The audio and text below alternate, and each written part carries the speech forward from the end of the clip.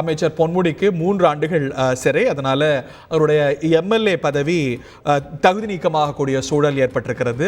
அதனால அமைச்சர் பதவியும் கூட பறிபோகிறது. இதெல்லாம் இன்னும் சில ப்ரொசீஜர்ஸ் ஃபாலோ ஆகணும்.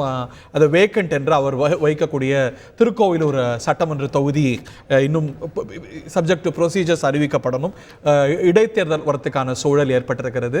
அவர் வைக்கக்கூடிய இலாக்கா மற்ற அமைச்சருக்கு மாற்றி வழங்க வேண்டிய தேவை ஏற்பட்டிருக்கிறது. கான்ஸ்டிடியூஷனலாக சில கேள்விகள், ப்ரொசீஜர்ஸ் பற்றின கேள்விகள் நமக்கு இருக்கிறது. நமது செய்தியாளர்கள் இது பற்றிய விவரங்களோடு காத்து கொண்டிருக்கிறார்கள்.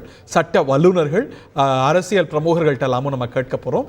இது தமிழ்நாட்டு அரசியலில் பரபரப்பை ஏற்படுத்தி இருக்கக்கூடிய தீர்ப்பு என்பது மாறுபட்ட கருத்தில்.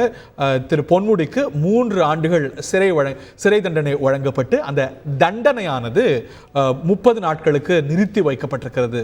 ஸ்டே ஆன் சென்டென்சிங் என்று சொல்வார்கள். அவருடைய தீர்ப்புக்கு தடை வரல, தண்டனைக்கு தடை கொடுக்கப்பட்டு மேல்முறையீட்டுக்கான வாய்ப்பு வழங்கப்பட்டிருக்கிறது. மேலும் தண்டனையை குறைக்கணும் அப்படின்னு திரு பொன்முடியுடைய மனைவி திருமதி விசாலாட்சி தரப்பில் கோரிக்கை வைக்கப்பட அதை நீங்கள் உச்ச நீதிமன்றத்தில் கேட்டுக்கோங்க என்று நீதியரசர் கூறியிருக்கிறார். அடுத்த அவென்யூ திரு பொன்முடிக்கு வாய்ப்பு என்பது உச்ச நீதிமன்றத்தில் மேல்முறையீடு. ஆனால் அதனது அரசியல் விளைவுகள் அப்படின்னு பார்க்கும்போது ரெப்ரசன்டேஷன் ஆஃப் பீப்புள் ஆக்ட் படி அவருடைய பதவி இழக்கக்கூடிய சூழல் ஏற்பட்டிருக்கிறது. சில ப்ரொசீஜர்ஸ் ஹேவ் டு ஃபாலோ, அப்போ தான் அது நிறைவு பெறும். ஆனால் அதுதான் இயற்கையான வாய்ப்புகள் அப்படின்னு நம்ம பார்க்குறோம். லில்லி தாமஸ் வழக்குக்கு பிறகு மேல்முறையீடு செய்து பதவியை தக்க வைக்கக்கூடிய சூழல் என்பது ஏற்படலை. செல்வி ஜெயலலிதாவுடைய வழக்கில் பார்த்துருக்கோம், லாலு வழக்கில் பார்த்துருக்கோம். கோர்ஸ் அது வேறு.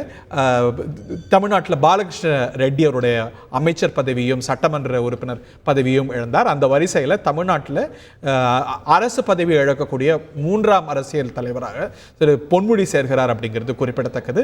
3 ஆண்டுகள் சிறை தண்டனை வழங்கப்பட்டிருக்கிறதுனால அவர் பதவி இழக்கக்கூடிய சூழல் ஏற்படுகிறது. அடுத்த கட்ட ப்ரொசீஜர்ஸ் என்ன வெங்கடேசன்? மேலும் விவரங்களை பதிவு செய்யுங்க. வணக்கம்.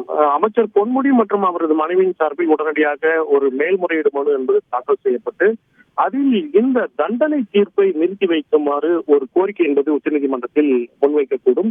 தற்போது உச்சநீதிமன்றம் இந்த கிறிஸ்துமஸ் மற்றும் புத்தாண்டு விடுமுறையில் இருப்பதால் ஜனவரி 2ஆம் தேதி மீண்டும் தொடங்குகிறது. இதனிடையே அவரது வழக்கறிஞர்கள் இந்த தீர்ப்பின் நகலுக்காக தற்போது காத்திருக்கிறார்கள். அந்த நகல் கிடைத்த பிறகு நிச்சயமாக அவர்களுக்கு விதிக்கப்பட்ட அந்த 3 ஆண்டு சிறை தண்டனை தீர்ப்பை நிறுத்தி வைக்குமாறு ஒரு மேல்முறையீடு மனுவை தாக்கல் செய்வார்கள். அவ்வாறு நிறுத்தி வைக்கும் பட்சத்தில் அவரது பதவி தப்பிக்க வாய்ப்புள்ளது. மீண்டும் அவர் அமைச்சராக தொடரவும் வாய்ப்புள்ளது. இதனிடையே இந்த அவருடைய மனு எப்போது பட்டியலிடப்படும் எனில் 30 நாட்கள் தான் அவகாசம் அளித்துள்ளார்கள். அந்த 30 நாட்கள் கிளாரிபிகேஷன், அதாவது இப்போ இன்னைக்கு இந்த தீர்ப்பு வந்த பிறகே அவரோட டிஸ்குவாலிஃபிகேஷன் ஆட்டோமேட்டிக்கா வந்துருது இல்லையா? அப்படிங்கும்போது பதவி மேல்முறையீட்டுல தப்பிக்க வைக்க வாய்ப்பு இருக்கா? நிச்சயமா இதே ராகுல் காந்திக்கும் இதேதான். அவரது பதவி என்பது ஆட்டோமேட்டிக் டிஸ்குவாலிபிகேஷனோட தானாக அவரது பதவி இழப்பு என்பது நடைபெற்றது. இருப்பினும் அந்த தீர்ப்பு, அவருக்கு விதிக்கப்பட்ட அந்த 2 ஆண்டு சிறை தண்டனை எதிர்த்த தீர்ப்பை நிறுத்தி வைக்குமாறு அவர் உயர்நீதிமன்றத்தை நாடினார். பின்பு உச்சநீதிமன்றத்தை நாடினார். உயர்நீதிமன்றத்தில் அவருக்கு அந்த தண்டனையை மட்டும் நிறுத்தி வைத்த அந்த விசாரணை நீதிமன்றம் அவருக்கு தண்டனையை மட்டும் நிறுத்தி வைத்திருந்த காரணத்தினால் அவர் சிறை செல்ல வேண்டிய கட்டாயம் ஏற்படாத இருந்தது. அதைத் தொடர்ந்து அவர் உயர்நீதிமன்றம் சென்றார். உயர்நீதிமன்றத்தில் அவருக்கு அந்த வாய்ப்பு, அந்த ரிலீஃப் என்பது கிடைக்கவில்லை. உச்சநீதிமன்றத்தில் தான் அவருக்கு அந்த சிறை தண்டனை என்பது நிறுத்தி வைக்கப்பட்டது. அதனால் அவர் மீண்டும் எம்பியாக தொடர்கிறார். இதே நாம் பொன்முடி வழக்கிலும் பார்க்க முடிகிறது. 30 நாட்கள் என்பது அவரது தண்டனையை தான் நிறுத்தி வைத்து தற்போது கிட்டத்தட்ட தண்டனை நிறுத்தி வைத்திருப்பது என்பது ஜாமீன் வழங்கி இருப்பதாக பொருள் கொள்ள வேண்டும். 30 நாட்கள் அவர் சிறை செல்ல வேண்டியதில்லை. மேல்முறையீடு மனு தாக்கல் செய்யும் ஒரு வாய்ப்பை உயர்நீதிமன்றம் வழங்கியுள்ளது. அவர் உயர்நீதிமன்றத்திலே கூட தண்டனை கோரிய அதே கோரிக்கையை அவர் தீர்ப்பையும் நிறுத்தி வைக்க ஒரு கோரிக்கை முன்வைத்திருக்கலாம். ஆனால் ஏன் முன்வைக்கவில்லை என தெரியவில்லை. ஆனால் உயர்நீதிமன்றமே அவர்களுக்கு 30 நாட்களுக்குள் உச்சநீதிமன்றத்தை நாடி இந்த தண்டனை தீர்ப்பை நிறுத்தி வைத்துக் கொள்ளும் அந்த வாய்ப்பை பயன்படுத்த. செய்திகளை உடனுக்குடன் தெரிந்து கொள்ள உடனே சப்ஸ்கிரைப் பண்ணுங்க.